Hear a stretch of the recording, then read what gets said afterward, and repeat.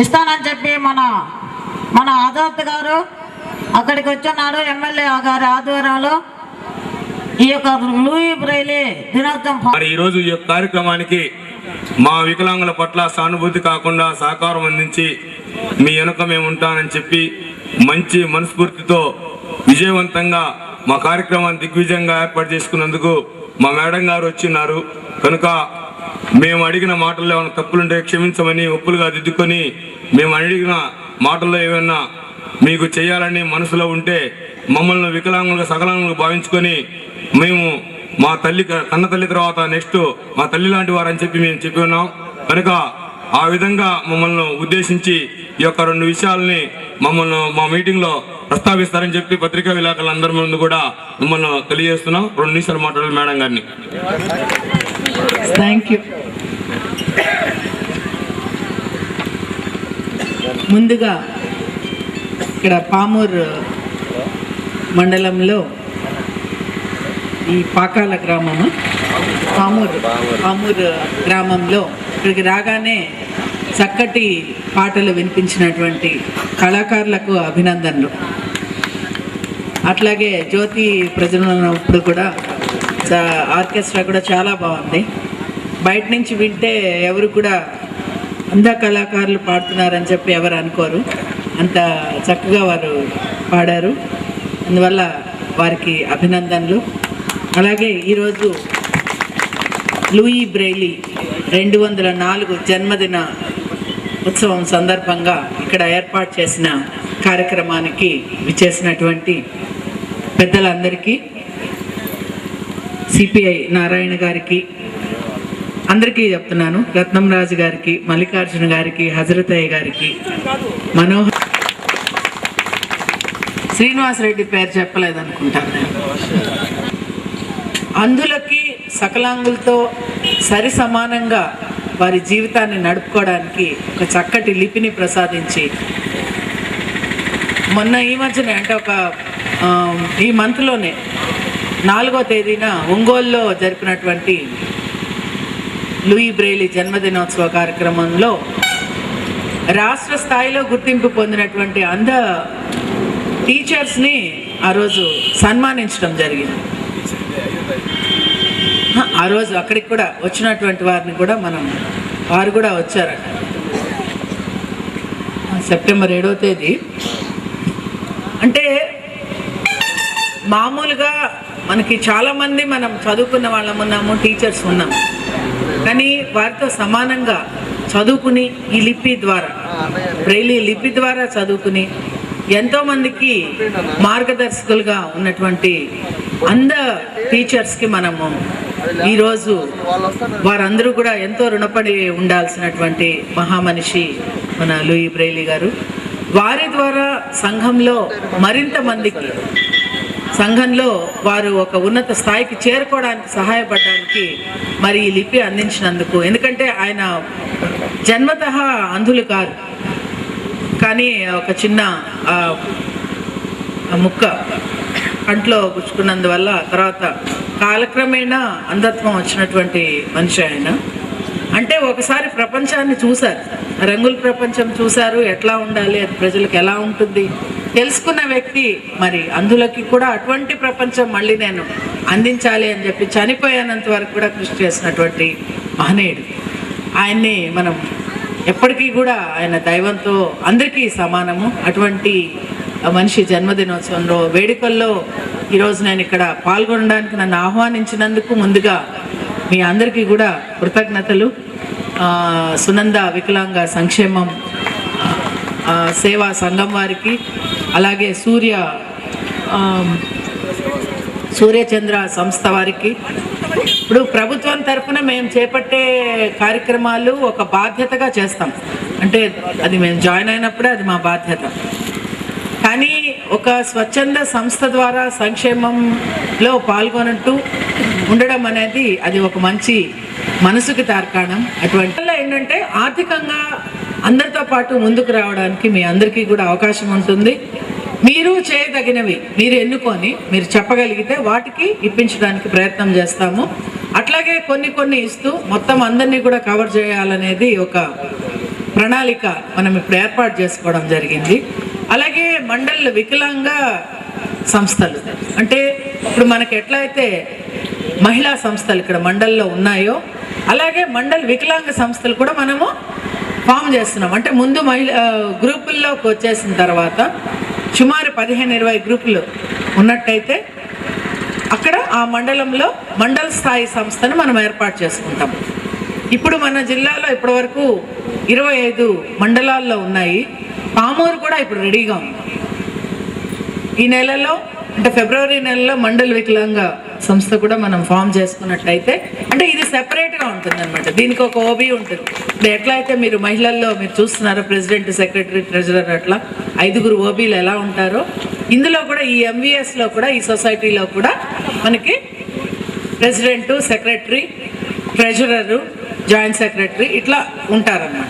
అంటే ఈ 5 పూర్తిగా ఆ సంస్థకి మనము స్త్రీనిధిలో నుంచి కొంత భాగము, అట్లాగే సిఐఎఫ్లో నుంచి కొంత భాగము ఆర్థికంగా మనము వనరులు కల్పించడం జరుగుతుంది. దాని ద్వారా ఆ వికలాంగ సంస్థ కూడా బలపడడానికి మనం ప్రయత్నం చేస్తాం. ఇది మనం ఈ సంవత్సరంలో వికలాంగ సంక్షేమానికి చేపట్టినటువంటివి. అలాగే మీ అందరికీ తెలుసు, ఈ మధ్య మనము సదరం క్యాంప్స్ అనేవి ఏర్పాటు చేయడం జరిగింది. మొట్టమొదట ఒంగోలులో మాత్రమే ఉండేది. అంటే ఇంతకుముందు చేసాం, అంటే 1 సంవత్సరం క్రితం చేసాం. అయితే తర్వాత మళ్ళీ DCHSకి ట్రాన్స్ఫర్ అవ్వడము, అయితే శాసనసభ్యులు అందరూ, గౌరవ శాసనసభ్యులు అందరూ అడగడము, అలాగే మినిస్టర్ గారు కూడా అడగడము, వీటి వల్ల అలాగే మీ వికలాంగులు అందరూ కూడా మాకు చాలా కష్టంగా ఉంది, ఒకే చోట పెడితే 2 రోజులు పెడితే ఇది జరగడం ఇబ్బందిగా ఉందని చెప్పి మీరు అందరూ కోరుకున్న మీదట కలెక్టర్ గారి పర్మిషన్తో మనం చేయడం జరిగింది. ఈ విషయంలో మీకు తెలుసు 3 రోజులు ఇక్కడ జరిపాము. దీనికి మన గౌరవ శాసనసభ్యులు వారు కూడా చాలా సపోర్ట్ ఇచ్చి, అలాగే మన లోకల్ లీడర్స్ అందరూ కూడా సపోర్ట్ ఇచ్చి మీ అందరి సహకారంతో ఇక్కడ మనం జరుపుకోగలిగాం. అయితే ఇంకా సర్టిఫికేట్స్ ఇవ్వాల్సిన బాధ్యత మనకు ఉంది. అంటే వరుసగా అన్ని చోట్ల కూడా వరుసగా జరగడంతో సర్టిఫికేట్స్ ఈ మంత్ లోపల మనము అంటే ఇప్పటివరకు జరిగినటువంటి క్యాంప్స్లోని వారందరికీ కూడా ఇవ్వడానికి మేము ఒక ఏర్పాటు చేసి అవన్నీ కూడా తయారు చేయడం జరుగుతుంది. డాక్టర్స్ సిగ్నేచర్స్ తీసుకొని మొత్తం సిఆర్పిస్ ద్వారా చేస్తే ఎలా ఉంటుందనేది నిన్న అనుకుంటున్నాము. అవి కూడా తొందరలో అందరికీ అందజేయడానికి ప్రయత్నం చేస్తాము.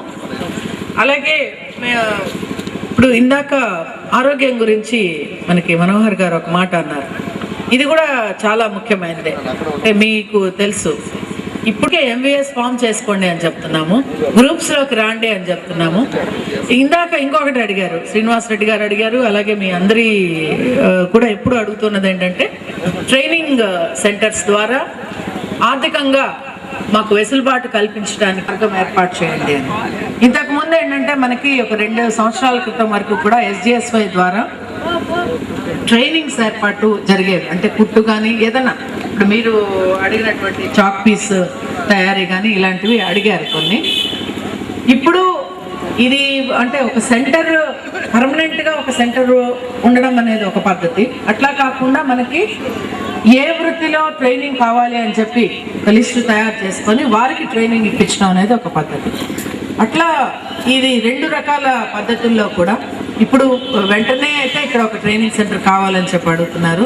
అందువల్ల మన రుట్సెటి సహాయం తీసుకొని ఇక్కడ ఓపెన్ చేయడానికి, వెంటనే స్టార్ట్ చేయడానికి అయితే తప్పనిసరిగా ప్రయత్నం చేస్తానని చెప్పి నేను సభాముఖంగా తెలియజేస్తున్నాను.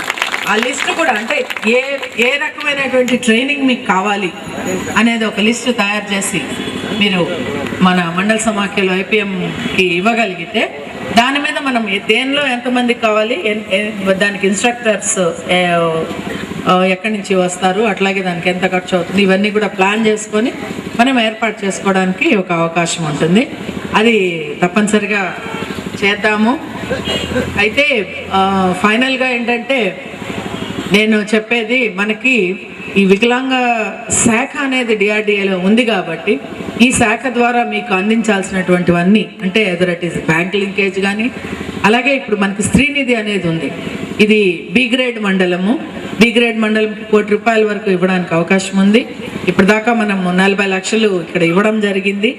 మరి మిగతా దాంట్లో అది కూడా రేపు 16వ తేదీ జరిగేటటువంటి మండల సమాఖ్య మీటింగ్లో ఎంతమందికి మనం అంటే కొంతమందిని మనము గ్రామ సమాఖ్యలో ఎవరికి ఇవ్వగలము అనేది కూడా ఒక లిస్టు తయారు చేసుకొని ఆ స్త్రీనిధి మనం ఇవ్వడానికి కూడా ఒక ప్రయత్నం చేస్తే బాగుంటుంది. అందువల్ల ఆ లిస్టు కూడా మీరు మండల సమాఖ్య మీటింగ్కి వచ్చేటప్పుడు మీ గ్రామ సమాఖ్య లీడర్స్కి కనుక మీరు ఇవ్వగలిగితే స్త్రీనిధి ద్వారా కూడా కొంతమందికి మనం సహాయం చేయడానికి అవకాశం ఉంటుంది. అంటే ఇది వికలాంగుల కొరకు అనేది ప్రత్యేకం కాకపోయినా మనకుండే స్త్రీనిధి అమౌంట్లో అవసరానికి మనం సహాయం చేయడం. అంటే బ్యాంక్ లింకేజ్ అనేది ఏంటంటే అది 3 ఏళ్లకో 4 ఏళ్లకో లేకపోతే 5 ఏళ్లకో మీరు పేమెంట్ చేసేదాన్ని బట్టి ఉంటుంది. కానీ ఇది ఒక ఎమర్జెన్సీ ఫండ్ లాంటిది. అంటే అప్పటికప్పుడు మన ఇంట్లో పిల్లలు ఎవరికైనా బాగుండకపోయినా లేకపోతే ఏదైనా చదువు కోసం కావాలన్నా, పెళ్లి కోసం కావాలన్నా, లేదు జీవనోపాధుల కోసం కావాలన్నా 15,000 రూపాయల నుంచి 30,000 రూపాయల వరకు సహాయం చేయడానికి అవకాశం ఉంటుంది. కాబట్టి దీంట్లో కూడా మనము మొబైల్ ద్వారానే గ్రామ సమాఖ్యనే చేయడానికి అవకాశం ఉంటుంది. అందుకని వాటిలలో కొంతమందిని సెలెక్ట్ చేసుకొని వారికి కూడా మనం ఇప్పించే మార్గం చేసుకుంటే బాగుంటుంది. సిఏఎఫ్ అనేది 5 గ్రూప్స్కి 16వ తేదీన 5 గ్రూప్స్ మండలంలో ఎక్కడ ఉంటాయనేది మీరు నిర్ణయించుకొని ఇచ్చినట్టయితే మండల సమాఖ్య ద్వారా మీకు 25,000 రూపాయల నుంచి 50,000 రూపాయలు కూడా గ్రూప్కి ఇవ్వడానికి వీలవుతుంది.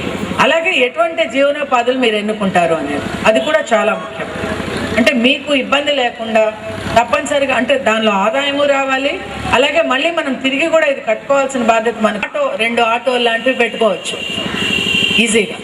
పెట్టుకున్నట్టయితే ఏమవుతుందంటే బస్ స్టాండ్ నుంచో లేకపోతే రైల్వే స్టేషన్ నుంచో లేకపోతే కొంచెం దూరం నుంచి వచ్చే వాళ్ళు ఎవరైనా సరే ఈ ఆటోలో మీ గ్రూపుల్లోని డ్రైవింగ్ తెలిసిన వాళ్ళు కానీ అట్లా అంటే మీ గ్రూప్స్లో నుంచే మీ ఫ్యామిలీస్లో నుంచే ఎవరైనా రాగలిగితే వాళ్ళకే మనం ఇవ్వడానికి అవకాశం ఉంటుంది. ఇప్పుడు వాళ్ళని పెట్టుకొని అది ఆదాయం సంస్థకు వచ్చేటట్టు చేసుకోవచ్చు. అట్లాగే కిరాణా కొట్లు పెట్టుకోవచ్చు, సూపర్ మార్కెట్ లాంటివి పెట్టుకోవచ్చు. ఇవి ఏమన్నా సరే మీకు వీలుగా ఉండేటటువంటివి మీరు ప్లాన్ చేసుకొని మీరు అందరూ కూడా ఇవి ఏర్పాటు చేసుకొని ఇంకా అందరితో సమానంగా ఇంకా మంచిగా మీరు అందరు రావాలని చెప్పి నేను మనస్ఫూర్తిగా కోరుకుంటాను. ఎప్పుడు ఏ సహాయం కావాలన్నా కూడా మీరు ఎప్పుడైనా ఏ టైంలో అయినా సరే ఒంగోలు వరకు రావాల్సిన అవసరం లేదు. సమాఖ్యలో ఇవ్వచ్చు, లేదంటే నాకు ఫోన్ ద్వారా అయినా తెలియజేయచ్చు. తప్పనిసరిగా నేను డిఆర్డిఏ ఐకేపీ సంస్థ ద్వారా వికలాంగుల సంక్షేమం కొరకు మాకు ఇచ్చినటువంటి పరిధిలో నేను తప్పనిసరిగా మీ అందరికీ సహాయం చేస్తానని చెప్పి తెలియజేస్తున్నాను. ఇటువంటి మంచి అవకాశం మీ అందరినీ ఈరోజు కలుసుకోవడానికి ఇచ్చినందుకు మరొకసారి శ్రీనివాస్ రెడ్డి గారికి, అలాగే సునంద వికలాంగుల సంక్షేమ సేవా సంఘం వారికి అందరికీ కూడా కృతజ్ఞతలు తెలియజేస్తున్నాను. Thank you. నేను చెప్తాను. ఇప్పుడు మీరు తెలియజేసినట్టు ఏంటంటే బ్యాంక్ ఇంతకు ముందు ఏంటంటే బ్యాంక్ లింకేజ్ అనేది ఇప్పుడే మనం స్టార్ట్ చేస్తున్నాం. ఈ గ్రూప్స్ అన్ని కొత్తగా ఫామ్ అయినటువంటి గ్రూప్స్, అంటే సంవత్సరం లోపు ఉండేటటువంటి గ్రూప్స్. ఈ మధ్య డిసిసి మీటింగ్ లో కూడా అంటే అకౌంట్స్ ఓపెన్ చేయకపోయినా లేకపోతే బ్యాంక్ అర్హత ఉన్నటువంటి గ్రూప్స్ ఇవ్వాలి అని చెప్పి మనం లెటర్స్ కూడా ఇవ్వడం జరిగింది. ఎల్డిఎం గారు ఒప్పుకున్నారు. అలాగే కంట్రోలింగ్ ఆఫీసర్స్ ద్వారా కూడా చెప్పించడం జరుగుతోంది. పర్టికులర్గా ఏదైనా గ్రూప్లో ఏదైనా సమస్య వస్తే కనుక ఆ బ్యాంక్ చెప్పినట్టయితే మేము వారితో మాట్లాడడం జరుగుతుంది. బ్యాంక్ మిత్ర అనేది మీరు అడుగుతున్నారు. బ్యాంక్ మిత్ర కానీ ఏదైనా కూడా గ్రామ సమాఖ్య పరిధిలో వస్తాయి. వారు కనుక చేసుకోగలిగినటువంటి అవకాశం ఉంటే వారు పెట్టుకుంటారు. లేదంటే ఏంటంటే ఆ గ్రామ సమాఖ్య లీడర్ లేదా వాళ్ళ ఓబీలో నుంచి వాళ్ళే ఆ పనులు చేసుకోవడానికి అవకాశం ఉంటుంది. 50 దుప్పట్ల లెక్కన సుమారుగా 6 ఇచ్చున్నారు. సిహెచ్ రమేష్ గారు, సాయి శివ రైస్ మిల్ వారు 50 దుప్పట్లు, కె లక్ష్మీనారాయణ గారు బాలాజీ రైస్ మిల్ వారు 50 దుప్పట్లు, ఏ రమణయ్య గారు 50 దుప్పట్లు, డి లక్ష్మణరావు గారు 50 దుప్పట్లు, సెంట్రింగ్ చాంద్ బాషా గారు 50 చీరలు, అలాగే ముసలయ్య గారు 50 దుప్పట్లు, న్యూయార్క్ ఇంగ్లీష్ మీడియం స్కూల్ వారు 50 దుప్పట్లు, అలాగే ఆర్థిక సహాయంగా కోటపాటి జనార్దన్ గారు 5,000 రూపాయలు, ఇంకా చాలా మంది 2,500 ఇచ్చి ఈ కార్యక్రమాన్ని జయప్రదం చేయడానికి సహకరించారు. ఈ దుప్పట్ల కార్యక్రమం, ఈ చీరల పంపిణీ కార్యక్రమం మేడం గారి చేతుల మీదుగా చేయించాలని కోరుతూ ముందుగా ఒక ఇద్దరికి ముందుకు రావాల్సిందిగా కోరుతున్నాము. గుంజి రాధ, పల్లెకొండ నారాయణమని ముందుకు తీసుకురావాలి. కిందకి రావాలి, దిగిరండి. ఇక్కడ నుంచి ఉంటాం.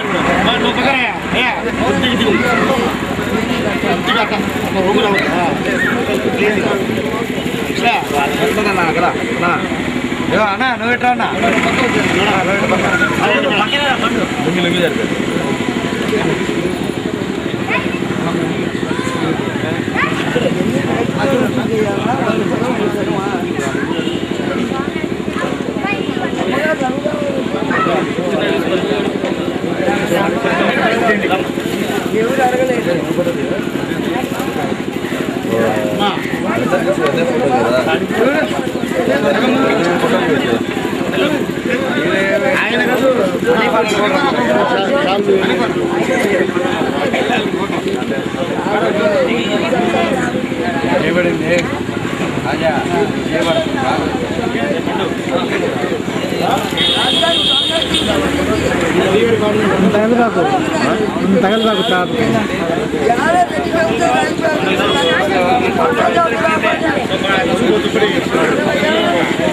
రావు నరసింహులు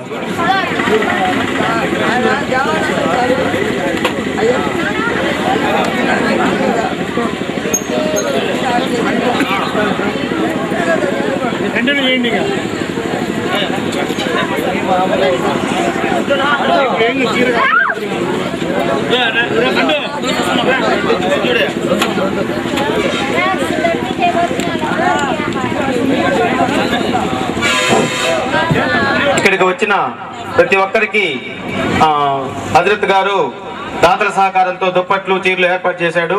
అదేవిధంగా టైం చాలా అయింది కాబట్టి ఇప్పుడు ఈ కార్యక్రమాన్ని ఇప్పుడు చెవిటి మిషన్ ని మేడం గారు ఆమె చేతుల మీదకి ఇస్తున్నారు. అటు పట్టుకోండి.